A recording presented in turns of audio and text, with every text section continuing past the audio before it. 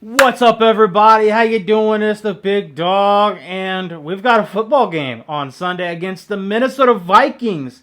Believe it or not, after all this drama that's happened throughout this entire week and going back to last Sunday with the tap out, it's been a very interesting week, to say the least. Now, everybody knows Anthony Richardson's not starting. Joe Flacco coming in. I believe this is his third start, fourth game he will have played in. He's played pretty solid. He had a really good game against the Jags, lost. He had a not so great game against the Titans, won.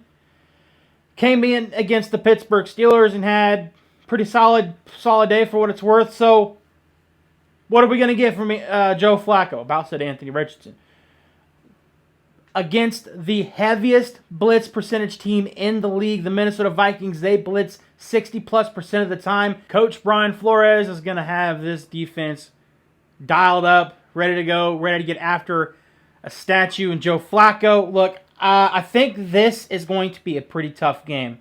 I don't know if the Colts go into Minnesota, a very, very raucous environment. I don't know if they go into Minnesota and they get the dub.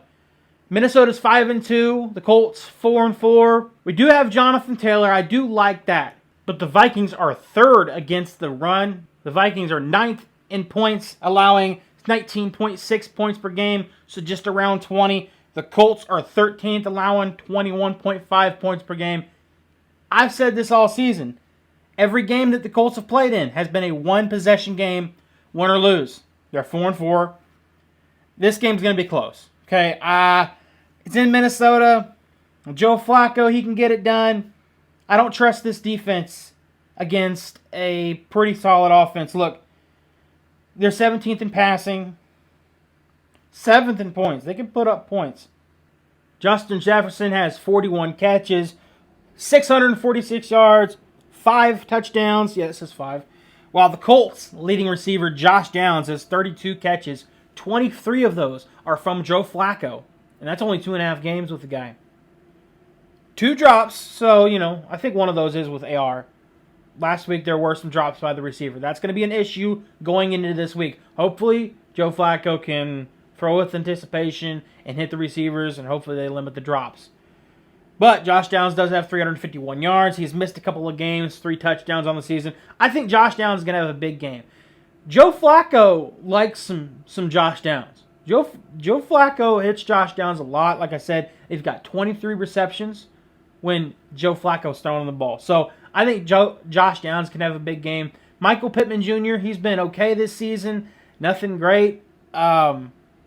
He can get going. We'll see what he can do. Hopefully Alec Pierce can get going. One of the last times Joe Flacco played, one of the only times Joe Flacco played, he had 2 touchdown passes, 2 long touchdown passes to Alec Pierce.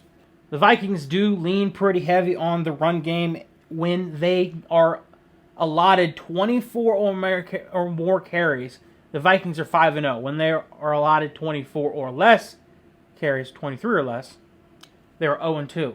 So, you need to get after them in the run game. Vikings are on a bit of a skid. They started off 5-0, then they took on the Detroit Lions, and the Detroit Lions, they've been playing some really good football. They lost a close one to them, 31-29, and then on Thursday night last week. So this is kind of the Vikings coming off of a mini-bye. Last week, the Vikings took an L. Looking at Joe Flacco's stats, I want to point this out.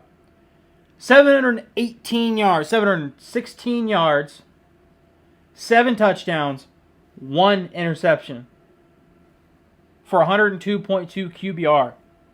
Sam Darnold, who's having a pretty good season, 1,610 yards, 14 touchdowns, 5 interceptions, QBR of 107.2. This is going to be a pretty good game. I said earlier it's going to be close. Both these teams, the Minnesota Vikings are a good team. They're likely going to make the playoffs. I do have the Lions winning that division. So, losses like this, if they end up losing to the Colts, can be huge. So, the Vikings are to come in there with a sense of urgency. So should the Colts. You don't make this move and not have a sense of urgency, like, hey, we need to win to try to get over 500. Because we're 4-4 right now. I've been saying it all week. You're in a weird spot. You're in a really weird spot as a team, as a franchise. Everything right now is just weird. Okay, the locker room, I feel like, is a little bit divided on who should be starting. The coaches have made the decision.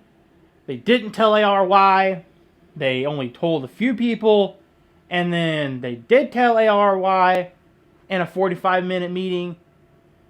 And you got guys all over the sports world giving their opinions. And a lot of them are right. A lot of them are wrong. And it depends on what you believe on which one's which, right? A lot of players and a lot of fans have a lot to say about the Anthony Richardson situation, about Joe Flacco starting. You almost kind of forget that there's a football game going on Sunday. And it's actually a Sunday night game. A couple weeks ago, this was flexed into Sunday night. I don't think that the NFL knew that this was going to be a storyline going in. Maybe they did. Maybe this is part of the script, which I don't believe in, by the way. But what I do believe in is I think that this does give the offense on the field a jolt. And if the Colts win and they continue to win and win, winning cures all. If that's the case, you're probably going to hear a lot less about Anthony Richardson getting benched and more about who do the Colts go with in the future. Because that's a very real conversation. Something that is going to be talked about for the rest of the season, depending on how Joe Flacco plays, but especially if he plays well. What do we do in 2025? Can't worry about that right now, but it's in the back of my mind. Stuff like that, those kind of questions are lingering around, noodling around in there. Like, yeah, I want to win now. Go Joe Flacco. Let's go Colts. Let's go win us some football games. But what do we do now when he retires? Okay, I keep coming back to this. I need to just live in the moment. Let's win now. The Texans lost on Thursday night to the New York Jets, so there's a little bit of glimmer of hope, just a little bit. I was talking to somebody at work, and he's like, "Hey, you guys got a chance in the AFC South," and I was like, "You know what? Let's play Minnesota before we got on that hype train for winning the South, okay?" Because I came on here after the Texans had just beaten us, and I said, congratulations on winning the AFC South. Now, that was before I found out that Stephon Diggs was out for the season, which is a big deal. You guys do get Nico Collins back, but a loss to the Jets just leaves the door open a little bit. Just a little bit. See what the Colts do against the Vikings. But I do think the Vikings win this one. In Minnesota, you're coming off a pretty weird week. Now, maybe the offense does get it going. Maybe they look like they did against Jacksonville in the fourth quarter. It's going to be a very interesting game. And I'm going to be able to watch it, every single bit of it, on Sunday night when Mike Tirico and Chris Collinsworth try to not talk about Travis Kelce and Taylor Swift and the Kansas City Chiefs as much as possible. I hope the Colts come out and kick some wholesale ass. But it's the Colts we're talking about. And they haven't kicked some wholesale ass in quite some time. And you know what happened last time the Colts ventured their way up to Minnesota? They got out 33-0 at halftime. And Jeff Saturday was like, hey, people were like, hey, we're doing pretty good. And Jeff Saturday was like, well, shit, we haven't gotten a first down all game long. We're in trouble. And y'all know the rest. The largest comeback in NFL history. The Colts are attached to that. It's the 2022 Colts. Probably one of the worst teams I've ever seen. And this team is giving me a little bit of 2022 vibes with the benching and the. It's such a mess right now. But I feel like this roster is talented enough to have a little bit of optimism. The AFC isn't as strong as people may have thought that it was going to be. So I feel like it's like, hey, we got a chance. Let's go. Let's see what we can do with Joe Flacco. Man. I've got nothing else to say. Like I said, I hope I'm wrong. I hope the Colts get it done.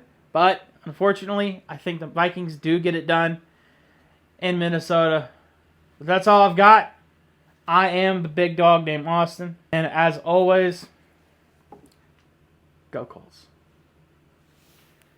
Go Colts. Go Colts. Go Colts.